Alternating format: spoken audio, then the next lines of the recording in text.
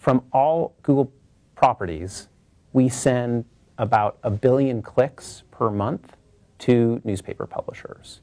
So imagine that's the equivalent of roughly every single second of every single day of every single month, a newspaper article sort of being opened up and focused on for a user somewhere.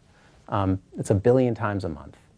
And that's what our role is in this, is to be the conduit that connects the user who's sort of looking for something in the news space in that case, finds the answer that they're looking for in the news space, and connecting them to the original content.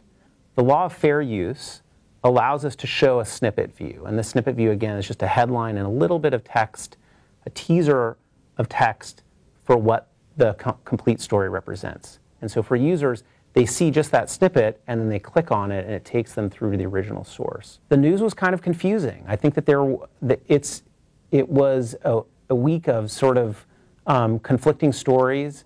And so I think, so for example, and this was an interesting one, there were some reports about different internet, and I suppose there were different reports about the role of search engines and the responsibilities that they have in terms of the content of newspapers and journalism as a whole.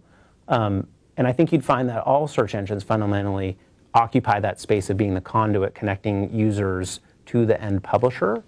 As far as questions about, well, who's using this content fairly or not fairly, are people taking that content unfairly? I think there's an important thing to remember as far as that's concerned. Today there are web standards, including one that's called robots.txt. I know it's a little bit technical, but basically what that entails is there's the standard that allows a publisher of any kind, it could be a website, it could be a newspaper, to just put a little tag on a site, on a section, on an individual article, which sends the message to search engines, do not crawl me. Don't go here is in essence what it says. Think of it as sort of a key that search engines give to publishers to allow publishers to lock up their information if they don't want it to be crawled and indexed. I think that what you're seeing is news publishers in going through really, really serious times and trying to figure out kind of what the essence of the problems are so they can come up with solutions. Now, we actually view ourselves as being part of the solution, namely sending all this traffic their way. And one thing that I think you really have to acknowledge in all this, by the way, is just because, so the Seattle PII, for example, has gone purely online. They don't publish offline.